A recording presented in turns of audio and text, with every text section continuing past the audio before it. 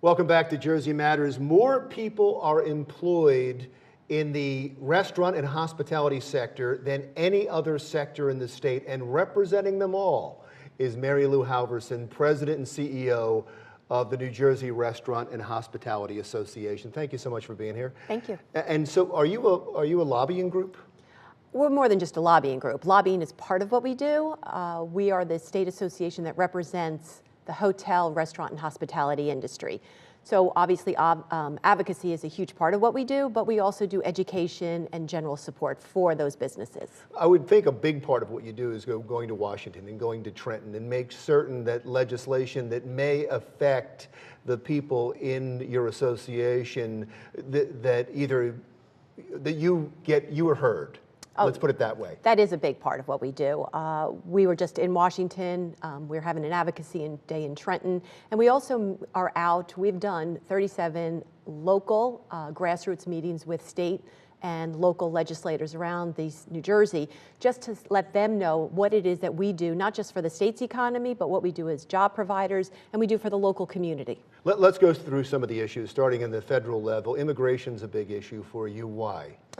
Because it's important. So comprehensive immigration reform is very important. And I know it's talked about and, again, politicized, but it's more than just politicized. These are real people's lives, and these are real businesses, and they rely on each other. They rely on each other to perform jobs, and they are relied on to help support the businesses. Are you saying that your industry relies on people that are here undocumented and may be here illegally?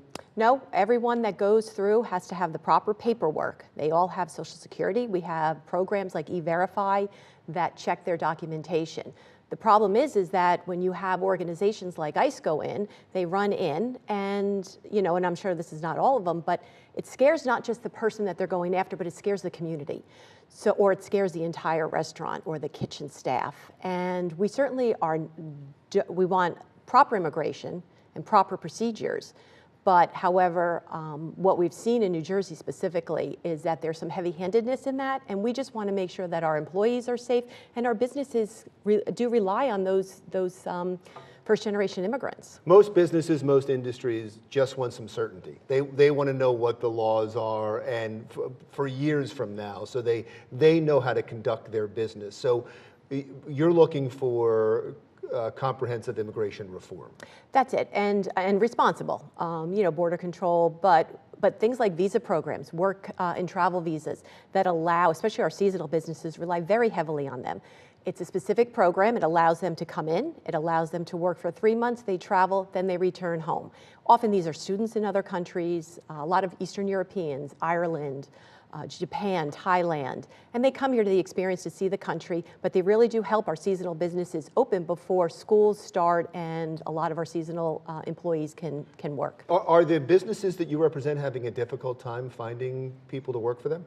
Oh, that is, aside from fighting about a minimum wage or any kind of other legislative issue, workforce development is our biggest struggle, and that's why our association has been really in the last 2 years developing education programs on how we can partner with organizations around the state to enhance the skill set of various groups. So we work very heavily with reentry, the New Jersey Reentry Corporation. We're starting a program with them and other community-based organizations on the underemployed and unemployed, so we can give them the skill set so they can go into a restaurant or a hotel already prepared to do that job.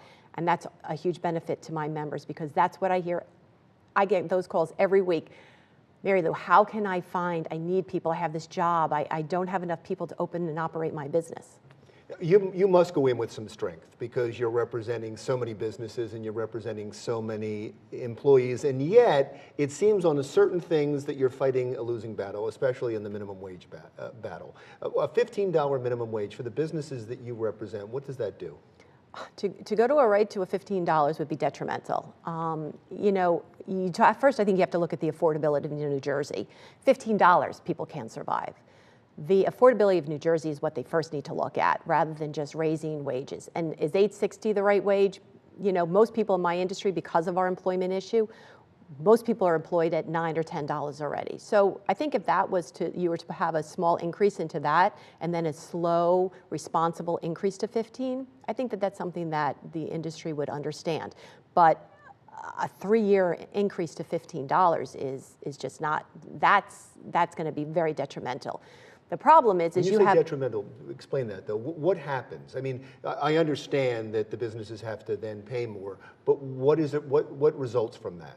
Well, it could be loss of hours, a push towards automation. You know, now when you go to Newark Airport, you know you don't order or you don't really talk to anybody. A lot of our fast casual restaurants are going to tablets because they're cutting back on jobs, and nobody wants to do that. We're the hospitality industry. You go to a restaurant and you want to talk to somebody. You like that experience of having someone come over and take your order and talking to you. You know, it's modernizing, and I get that, and it's probably going to happen. But you don't want to push that, and you really don't want to cut jobs from people, because our industry, we hire from 7 to 9 mile radius of the communities where we do business. We really do hire local. We're not outsourcing jobs. So when you take those jobs away, you're really hurting that local community. But going back, I think that, you know, when you're talking about, and again, I said $15, that's probably not even enough in New Jersey, because we have 563 municipalities. We have a boutique form of government. It is just impossible to sustain that and have our property taxes. That's why our property taxes are so high. So again, we can talk about inflating wages, but you also have to talk about decreasing the expenses of towns and cities. Well, one last topic: the sick leave for everybody. You were heavily involved in the debate over the legislation. Are you satisfied with the legislation? We are. You know, that was a big win, and it was a huge change of direction for a business organization to come out and to actually be supportive of something. The way the bill was first drafted, we were not, but we were part of the dialogue for the New Brunswick ordinance, and we had about 6 or 7 amendments that made it easier for businesses to adapt to this paid leave. Things like blackout dates, how the time is taken. It's very difficult for an employee to say, I need an hour and 40 minutes of paid time off. You have to get a whole shift covered for that. So when we met with the sponsors and we explained what it meant in real life terms, they understood that. And I feel that this was a really good example of bipartisan support and cooperation.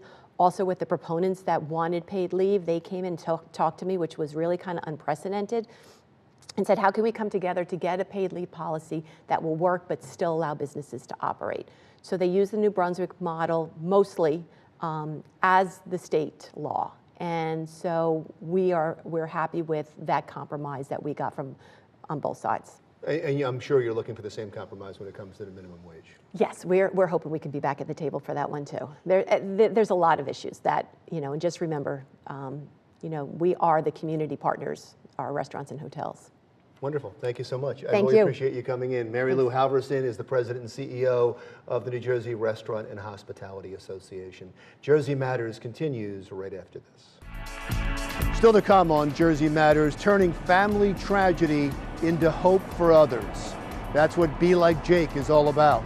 We'll explain when Jersey Matters continues.